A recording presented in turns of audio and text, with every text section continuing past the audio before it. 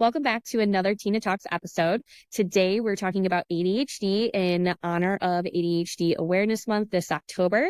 I'm one of your hosts, Kelsey, and today we have a guest, Cassady Lilly, who is a licensed therapist. And how's it going, Cassady? It's good. I am happy to be here. How are you? I'm good, thank you. So tell us a little bit about you and kind of your background and what you do and who you work with. My name is Cassidy, and I am a licensed clinical social worker in the state of Missouri, and then soon to be Arkansas as well. I work with a lot of clients who are survivors of domestic violence.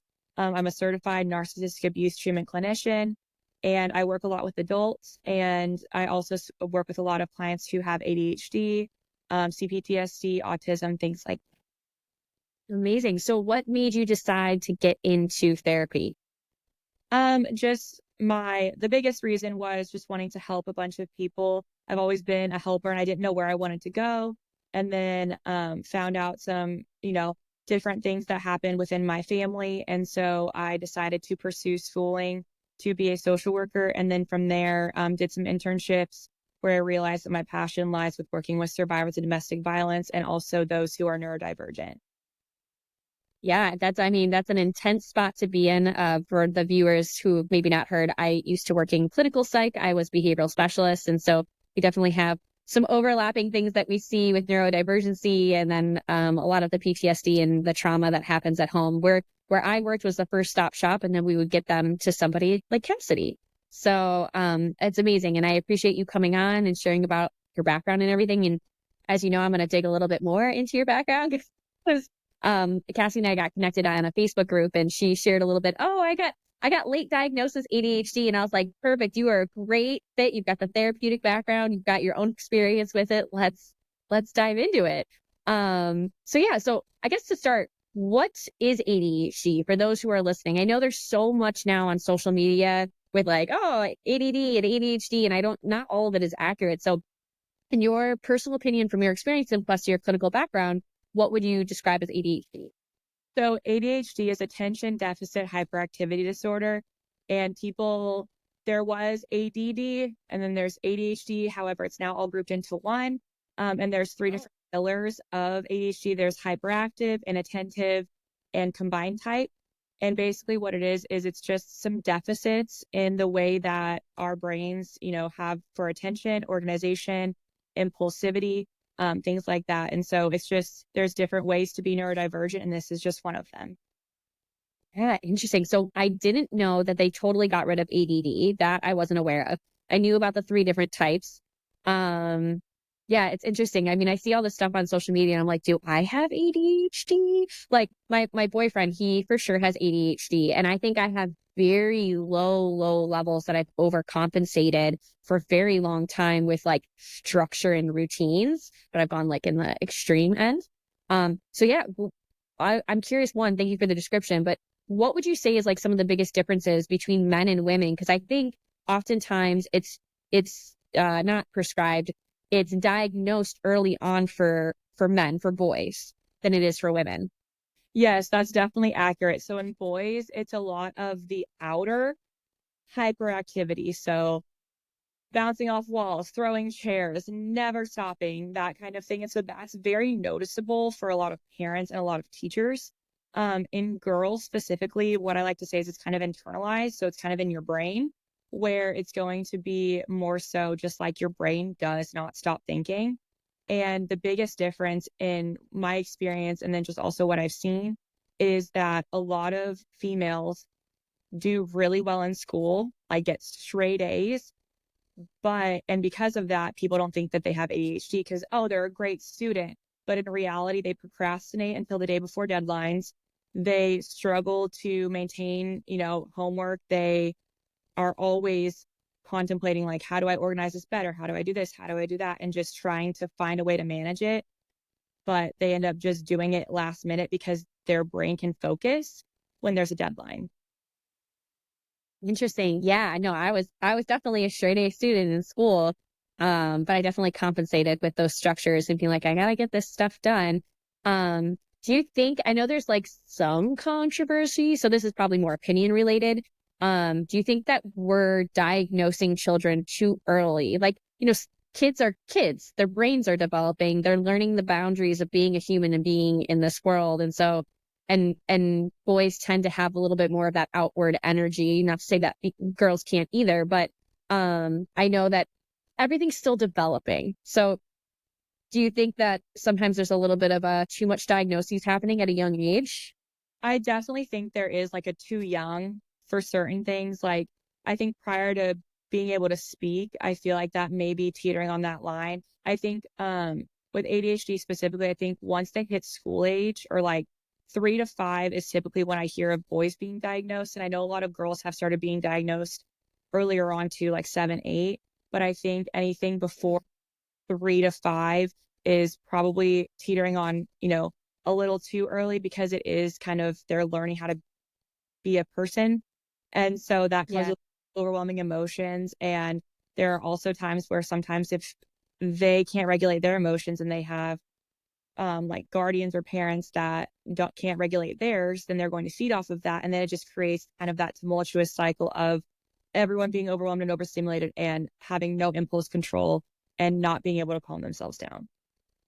Oh gosh, you're hitting the nail on the head on some of the things that I really believe in with psychology. I know there's no longer the argument of nature versus nurture. It's definitely a combination of both, and that sometimes it's based on our genetics, we're predisposed to certain things. But I do think that what we do in nurturing makes a huge difference. And so, like, if you as an adult can emotionally regulate yourself and then know how to teach that to your child, you're setting them up for a better chance of like knowing how to manage something if it does become activated by genetics, right? And that's we didn't get a chance to talk about this beforehand, but my big thing with psychology is that like the world would be a better freaking place if everyone understood how to actually like process their thoughts. So like work through them, think about them, healthily communicate them, how to process their feelings and manage that on the back end, and then communicate them and share them with people. I think we would solve at least 40% of the world's Yeah. if people learned these skills early on. So you kind of like hit really close home to that like thought. And right at TINAH, like time is not a healer. That's the whole premise behind it, is that we have to be active participants in our own self-healing and what we do. And I know we're going to touch on some self-care stuff, like specifically how to manage in a little bit, but I'd love to hear how did you discover that you had ADHD? Like, cause you said you were a late discovery, right? Like what age? I was 25, I believe. Okay. Yes, yeah, I was 25. And so kind of what led me to realize that was I was helping clients navigate their struggles with a lot of the things that I was also experiencing. I was, taking them through ADHD screeners and saying, all right, you have 6 things checked off in the gray, and then everything else in the other 12 is very often. So, let's figure out how to get you diagnosed officially. Because someplace like I can't medicate and I can't officially diagnose ADHD in certain areas. And so that has to go to a different type of physician. And so I kind of do the screeners to be like, all right, yes, let's go down that path. Let's take the mental load and energy to get that going so you can have relief. And so through doing that and helping clients, I was like, I'm checking very often or often on almost every single one on this 18 question questionnaire. And so I then was like, all right, I think it's time for me to go do this as well. And so I went and got diagnosed in May of 23. And through that process with the psychiatrist that I got diagnosed from, I also found out that a lot of women who have ADHD also have an overlap with OCPD, which is obsessive personality disorder. And that, I believe, stems from the lack of control that comes from from having ADHD, that you try to overcompensate, kind of like you said, and being overly routine based, overly perfectionistic, overly a lot of things to compensate for the lack of an ADHD. Yeah. Yeah, that's interesting. So not to like throw my boyfriend under the bus here, but he's definitely got the ADHD, but I'm not sure if it's official with OCPD, but like even as a male, it overlaps for him. And I know you said that's more common in women. Just from my experience, I don't think I have OCPD, but I'm definitely on the neurotic side. Definitely a little bit.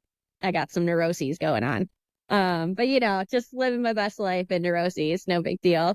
Um, so once you figured out after like, helping people through their own experiences, and you figured out that this was something for you, I'm assuming you like took steps to like speak to a doctor and all that. And then like what were some of like the significant like changes and shifts you started to see now that you were aware like, oh, I have ADHD, and what were you doing to like cope and manage and handle it? I think just being able to recognize like, oh, I've done that my whole life because of ADHD. Like I struggle with being able to not squirrel brain everything. So like cleaning, you find one thing in the kitchen, you go to the bedroom, you find something in the bedroom, you take it to a different room, and then you forget what you were doing in the first place. And so now I'm a lot more cognizant of that. And I'm like, all right, I'm going to just clean this space and like will not allow myself to walk elsewhere. I'll make a pile of stuff that needs to go into other rooms. I won't leave that one room until I finish.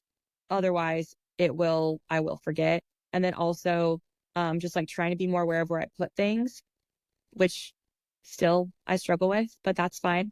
Like where's my phone? And you have the flashlight on your phone in your hand. That's a big one. Um, but just it's a lot of that forgetfulness, and I think it's just because my brain is always 20 steps ahead of where I'm actually going right then that it doesn't always register or like get put in the right spot in my memory bank. Yeah. So I love that you're talking about awareness, because that's one of the big things we push at TINAH is like the first step to making any sort of changes or to help yourself is that you have to be aware of what you're doing and what's happening and what's affecting your mind and your behaviors. And so awareness, it definitely helps. It's interesting. You talk about like, like where things go in our house, we have things called shit bowls. So like we have multiple, like they're cute, like nice little bowls, but they are dispersed throughout our households. And Sean's very good at putting everything in the ship bowls, and then like once a month or every other month we have to go through it and you have to like clean it out because it really is filled. But it helps to like minimize, because I'm on the neurotic side of like I don't want clutter, I don't want things everywhere. I grew up in that environment, and so it like stresses me out, and so it's like I want things organized. And I'm on the other side of like hyperfixation of like I live with my boyfriend and a friend, and I know where their things are all the time. So they'll be like, where's my this? I'm like, it's over there in this corner under this piece of paper." Kind of a opposite spectrum, which that's what makes me question whether I truly have ADHD or like, because there's other things what does it see? What was it? I just learned it's called auditory sensory something. Basically like you have to be able to, sometimes it's hard to like hear what people are saying. Like when you stare at their mouths or you need subtitles when you're watching TV. Like for me, I don't hear people very well, and I have to like look at their face and look at their mouth. And if I'm in another room, it doesn't make sense to me. And with TV, I always have like subtitles and stuff on. But like, so there's little things that I think, which the reason why I'm bringing this up is for anyone who's listening, is I think you guys have to understand everything is on a spectrum. It's not like you have different levels of ADHD. And you can have like mild, very mild symptoms to kind of moderate, and then to excessive, intensive symptoms that really affect your day-to-day life. And so I think the point is that the more you understand yourself and you're aware of it, it helps with how you can go about then like managing your life and maintaining your sanity. Your sanity. Yes. And being aware of like how it looks different in everyone. And just like if you hear people have certain things and they are officially diagnosed with ADHD, be like, I have that too. And just allowing other people's experiences to kind of help you recognize if that is something you struggle with, and then trying to seek out that professional diagnosis to really have a concrete answer. Because what I always say is knowing is better than not knowing, because then you can have a path to healing yourself and those struggles that you face. Yeah. Oh, so beautifully said, Cassady. I love it. So pumped to have you on here. So for you, I mean, you gave some symptoms. So would you say like what were your specific symptoms that you like forgetfulness, memory? Forgetfulness, memory, just like always losing everything, or like I put this in the spot so I know I'll remember it and then I can't find it. And then Yeah. I always struggled with procrastination, like would write like 8-page papers like the night before in undergrad. I did really well in high school because high school wasn't really that hard for me, but I did procrastinate everything. But Yeah. then got to my graduate school, I loved it. And like I enjoyed the topics. And so when I enjoyed it, I wanted to do it more. I still did not like the reading part of it, like the load that came with it, but I was focused more. So when I like something, I can focus on it better than if it's just like a general ed thing that I had to do. And then one of my other biggest ones is just like being able to multitask and needing to focus on one thing. Yeah. I was just gonna touch on the like where you could focus on it. I think that's like sometimes part of the fixation with like ADHD, and that's often the problem is that if you aren't interested in something, if you aren't like really deep into it, that's when it's really hard to show up and do those other things, which then like fuels more and more of that procrastination.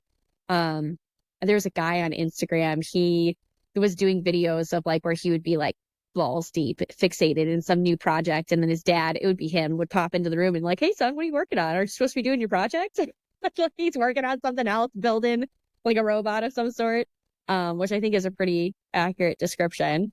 All right, cool. So I think, hopefully for anyone listening, like kind of hearing some of the symptoms that Cassidy has had, for me, mine is like an auditory sensory thing. Like, and I do for my memory is more forgetful in other areas, more about like my long-term memory of when I've got really horrible long-term memory. But that for me, I know specifically comes from trauma. From I had high levels of cortisol for very, very long time. And so for a long time, my memory and my immune system was trash. So I know that like that's over on that side of things. It's a little bit different component, but I know, so we didn't mention this, but Cassie's going to share her questionnaire of like to go through and see like, what kind of symptoms are you experiencing? Are you experiencing these things? And then if it's something that is significant enough for you, then it's something you should definitely go and talk to your primary care provider about. But with all that being said, uh, curious to know, like, how have you carried this forward with your patients? Like, how does therapeutic intervention help with ADHD? So what I have seen in a lot of clients is just kind of that accountability. And a big one is like thinking something, feeling like it's a good idea or like knowing that it's true, and then having the reassurance and like hearing it from someone else can help navigate what you were already thinking about doing. And so like a lot of clients struggle with organization or getting tasks done and things like that. And so where I come in is just trying to develop strategies to help. And so some of the things that like I have suggested for clients and myself as well are things like, setting timers for when you have tasks that you don't want to do, being like, okay, let's do it in 10-minute increments a couple times throughout the day, and then putting your phone on the other side of the room to where you have to go walk away from that task and turn it off and then leave it alone. Yeah. And or doing like one room at a time and for cleaning purposes and not doing a full house. Things like that are big ones. And then like trying to keep like have done lists are a really good way to help navigate feeling like you're not doing anything throughout the day. So instead of to-do lists of like, well, I only checked 2 things off and I had 10 things I wanted to do, instead of doing that at the end of your day, writing down everything that you've done to make yourself recognize that even if you didn't do some of the things maybe you wanted to do, you did a lot. So that's a big one for a lot of people that struggle with that perfectionist mentality or feeling like you're not doing what you need to do, is being able to do that. And that's had a really lot of great success with a lot of my clients. And then things like planners. Some people like phone planners, some people like paper planners, but just trying to have a way to organize some different things because a lot of people struggle with remembering appointments, obligations, things like that. So those are just some of the things that therapy that I use to help my clients through in therapy, and that I have also used myself to help my struggles with ADHD. Yeah, I know you're preaching to the choir. So because I do the coaching and I work with the business owners, they're like personal performance along with the ops performance, and the personal side is looking at that task, that time, that stress management. And I have worked with people with ADHD, not that like I'm doing a therapeutic approach or anything like that, but a lot of like what I recommend and suggest is very similar to that, right? Like time. I use timers. This is my consistent. So when I have meetings throughout the day, I set a timer to go off 10 minutes before the start of every single meeting. So I know that I've got a 10-minute mid window of whatever the hell I'm doing. I need to make sure that like, okay, I can go to the bathroom, I can get my water, I can like, wrap up if I'm in another call, got to wrap this up now.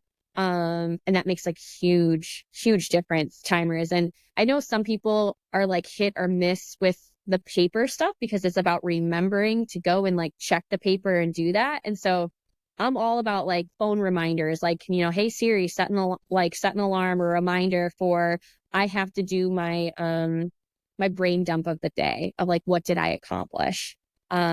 Which I mean, even if you don't have ADHD, I think doing that and being able to get that dopamine hit of like, oh, I accomplished this and I accomplished that and I accomplished that actually makes a big difference. As it's small, but it's huge.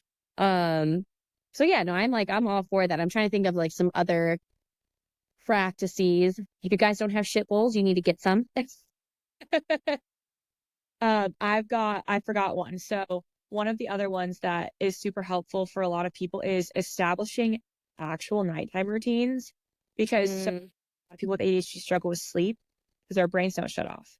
And so in order to prepare your brain for, hey, it's time to go to bed, having like levels of a routine. So like, you know, 2 to 3 things you could do every single night, regardless if you feel awful or if you feel great.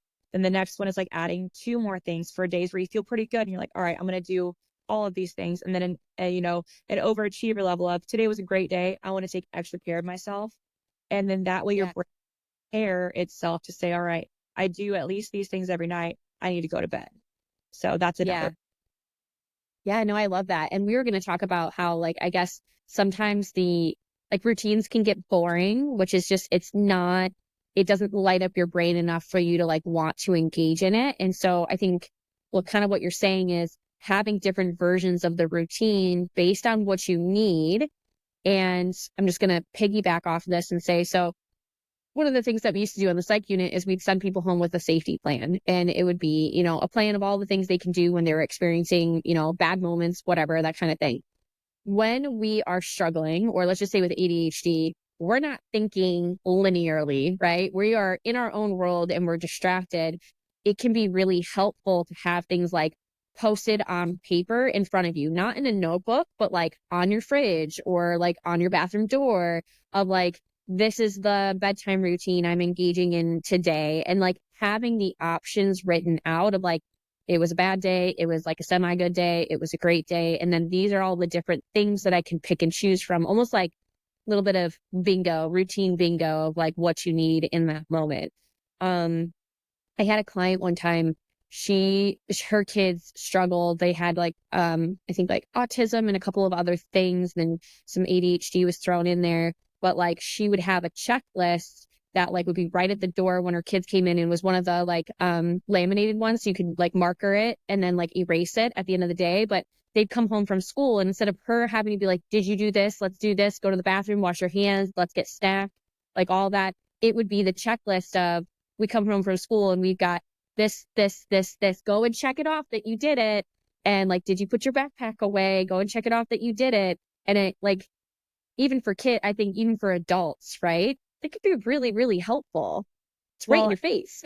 and that's exactly what I always try to help get through to clients is like, sometimes what you need as a kid or what you may have needed as a kid to help you is exactly what you need now, because it works. It works for kids for a reason, and it can still work for adults. You just have to retrain and reprogram your brain to recognize the benefit, and that you don't have to be stuck in that negative cycle of like disliking so many things because of how things have been done in the past. You can rewire the way that you do things and actually enjoy your life and heal from anything that may have happened to you in the past, specifically with ADHD type symptoms.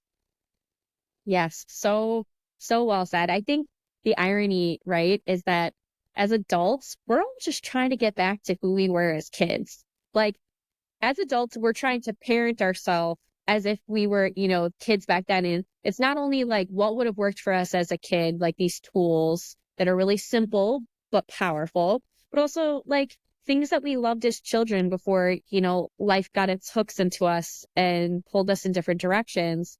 The things we probably loved and we found a lot of joy out of are the things that we need to like bring ourselves back to as adults to like reground within ourselves, to feel, like we're bringing a sense of joy and purpose. And then also being the parent that we needed or that we need now, that we probably needed then, that for whatever reason, one or another, this isn't to blame a parent for like, you know, this is the reason why you are who you are. Most of our parents did the best they could with what they had at the time. And I think, right, conversations like this is us trying to provide more education and awareness so that people can continue to like improve and grow.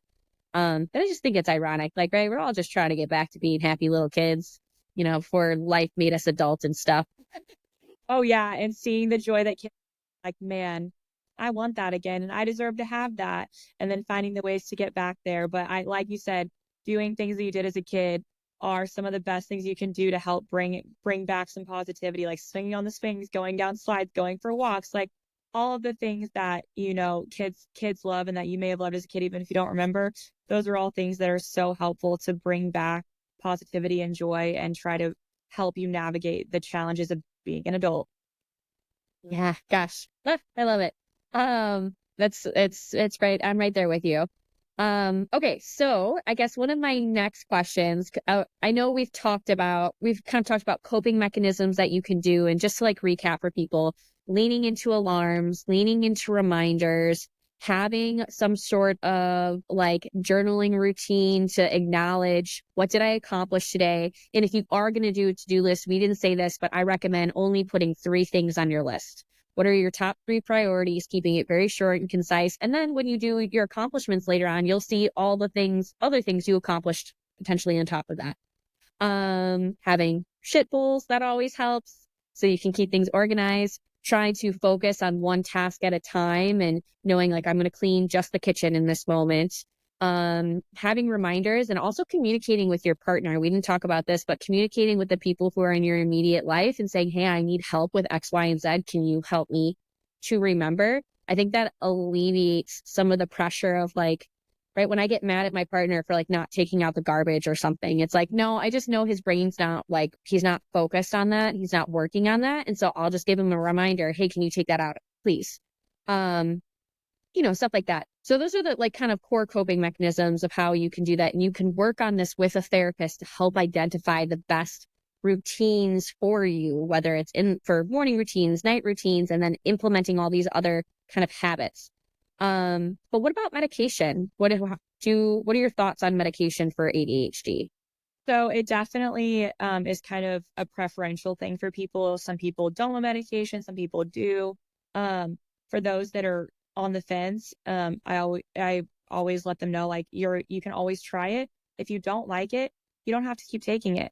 But there's so many medications out there for ADHD that are instant release, so it doesn't stay in your system for very long. And so that's always a very solid option if people do want to try it, but they're skeptical. It's like, all right, then try the lowest dose of instant release and see if it works. And obviously go through some of your concerns with a psychiatrist or whoever will prescribe your medication. Let them know these concerns and they can kind of go through the different options that you may have. And so, like for me, I take medication. I take it primarily throughout my work week and then occasionally on the weekends when I need to like be focused on like cleaning the whole house or doing things, whatnot. I played with the dosages and everything and finally found the dose that works for me. And it's obviously everyone's preference, but I do think that those that are skeptical to at least try it to see if it may help. Yeah. And I love that, right? Everyone has their own preference, right? But I love what you say about you have to play around with it. This is the same. We've had an episode around like depression and I've been on medication for depression. And I was very lucky that the first medication I tried and the first dose I tried, one, I think it was too much because it like really made me sick. But then once I got past my body acclimated, it like even when my body was sick, the depression like lifted off of my shoulders, like I could feel it. And I know that's not the case for a lot of people. And so you can correct me if I'm wrong here, make the assumption that it's the same with ADHD medications. Like you have to try different kinds. There's extended release versus, the quick release. You have to try different dosages. You have to know maybe it's not something that you take all the time, but when you need in certain moments. And I will say this, I get that people don't want to be on medication for the rest of their life. But this is how I've looked at depressive and antidepressants. What I used it as is I used it when I really needed it. Like I really, really needed it. And you have to be on it for a period of time. You can't just pick and choose with antidepressants. But I was on it for an extended period of time. But in that time period, it was easier for me to work on my coping mechanisms, to work on my self behaviors, to like establish routines and habits and like really hammer them home. And then when I was ready, it was about 4 years later, and it happened that I was ready to get off of the meds. I felt really confident and like I had a solid like body movement routine. My sleep was pretty decent. And then with antidepressants, you have to wean yourself off. And I'm not with ADHD meds. I think it's a little bit different, but you could probably look at it a little bit at the same in terms of like using it as leverage, right? To help you kind of like get that extra pick me up so that you could start implementing these other behaviors and habits that will help you in the long run. Because at the end of the day, yes, medication can be very helpful, but we do also have to be active participants. Right. Well, and that's exactly right, of trying to just use it in the time that you need it and recognizing that it can be beneficial and saying, I don't want to be on this forever, but right now, I think I could really use it. And in a year, 2 years, we'll see where I'm at. And if I want to get off of it, we'll try it and we'll see where we're at. But it doesn't need to be a permanent thing. And you can't just say, right now I need the extra help, and that's okay. Yeah, I love it. We're hitting all home around like the, behaviors and the meds and therapy, all of that. Well, then to just kind of on a closing note, I would love to hear what are your 3 favorite go-to coping mechanisms? This can be ADHD related or just in general for how you manage your mental health. What are your 3 go-to behaviors? So my first one is the gym. I typically go at like 4:30 in the morning. Oh So God. that's a fiasco and getting into that, but I try to go at 4:30 in the morning, at least 4 to 5 days a week. That's been a huge thing because it helps me work through a bunch of different things and also feel confident about the hard work I'm putting in physically and mentally. And there's a big overlap in mental health and physical health. So that's my biggest one. And then I've been trying to get into like doing something creative because I don't have anything that I do just for me anymore. So I'm trying to like make signs and like be creative in that way. And then my other one is just probably getting outside, like especially in the summertime, like going to the pool, going to the ocean, going to the lake, all of that stuff is my biggest one. I just like being outside. Yeah. What about just in your everyday? Is there anything you do to get outside every day? Like even in to I try to go sit outside when I let my dog out. Perfect. I love that. Those are all, I mean, anyone who's listened to this podcast will hear kind of the same reoccurring themes over and over again. And so we're going to keep hammering them home until they click for you in different angles. But yeah, no, first and foremost, thank you so much for sharing the coping mechanisms that you use. And thank you for taking the time to come on and talk to me about everything. It has been wonderful having you on as a guest. Is there any last things you want to add or? I just appreciate you having me on, and I was excited to get to do this, and I hope that this ends up helping at least one person, or at least plants the seed to help make some changes for people and improve their quality of life. But I just hope that this will allow people to try to find their path to peace. Yeah. Yes. Amazing. Well, just so everybody knows, Cassady's information is going to be in the show notes, and then the resources that we talked about will also be linking there. So feel free to go check that out. But thank you guys for listening, and we will see you next time. Thank you. Thanks for listening to today's episode of the TINAH Talks podcast. Don't forget to hit subscribe. And if you love what we're talking about and are ready to start changing your life through your own healing journey, follow us on our socials at Time Is Not a Healer. The TINAH Mental Wellbeing Marketplace is now live and ready to help you take control of your mental health. Head over to timeisnothealer.com where we'll provide you with the best toolkit for your self-healing journey. All of the details can be found in the episode description below. Remember, you hold the power to heal. Until next time, you've got this.